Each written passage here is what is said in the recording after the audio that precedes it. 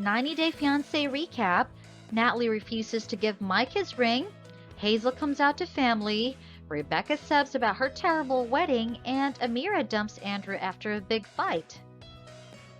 The TLC reality show featured Natalie Martinseva returning to Ukraine after her fiancé Mike Youngquist dumps her on their wedding day. Hazel Kagalitan came out to her family. Rebecca Parrott was devastated that her wedding was going to be a disaster, and Amira returns to France after her fight with Andrew. The new season of the show will be returning with couples that were already on the franchise. They are Mike, 35, and Natalie, 35, Rebecca, 49, and Zeid, 27, Tariq, 46, and Hazel, 28. The latter couple made their debut on 90 Day Fiancé in the second season. Mike and Natalie were on the seventh season of the show. As for Rebecca and Zeid, they joined the reality show before the third season. 4 new couples will be starring in the 8th season of the show.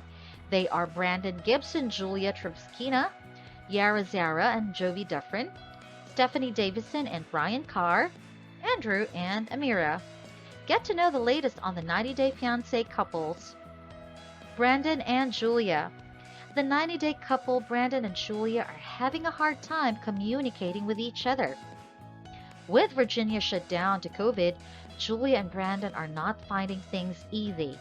Moreover, Julia had 1 month left on her K1 visa. According to Julia, she was upset that Brandon did not want to talk about the wedding when it was just around the corner. Brandon, on the other hand, explained that he wanted to take things one at a time. It also seemed that the groom-to-be was not happy with things. His parents, Betty and Ron, were even worried that he did not seem happy. Hence, they decided to have a talk with Brandon and Julia to try to convince them to set their wedding date much earlier. The couple agreed to have their wedding soon. However, both of them still had different thoughts on their wedding plans. Brandon wanted a small, quick ceremony, while Julia, on the other hand, wanted it to be special. This, of course, brought another rift between them. Yara and Jovi. Like other 90 Day Fiancé couples, Jovi and Yara were also having their own issues. With just 2 days left for Yara's K1 visa to expire, she was still upset at what went on in Jovi's bachelorette party.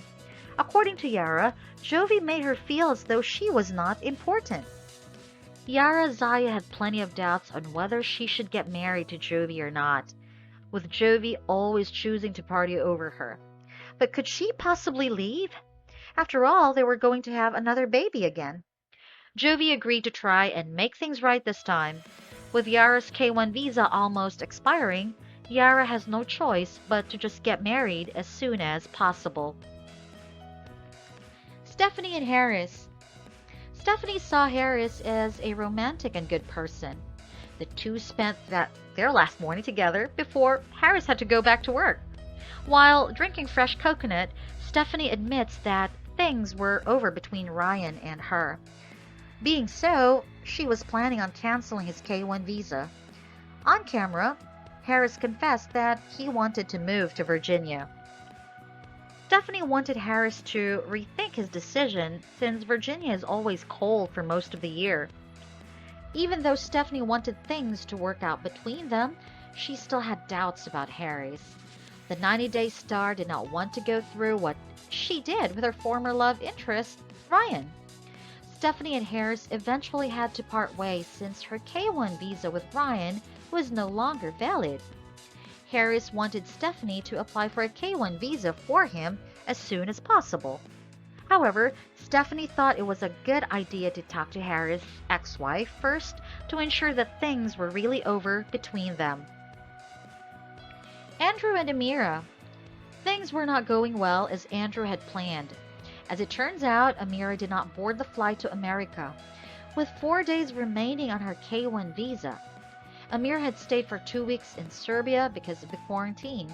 However, when it was finally time to leave, she did not want to. For Amira, she was having a hard time since she had no support from both her husband-to-be and his family. While in Serbia, Amira had a breakdown inside her hotel room with all the stress she is going through. So, what causes her not to board the plane to go see her fiance? As you recall, in an episode of the show, Andrew calls Amira just before her flight and picks a fight with her. According to Andrew, things were not working out between them, and they were not on the same page about having children together. Instead of Andrew taking her fiance's side, he sends her mean texts which later left her in shock. So did Amira end up going to America? Well, no. She decided that her relationship with Andrew was never going to work out. After all, he asked for the rings back instead of trying to fix things or even apologize.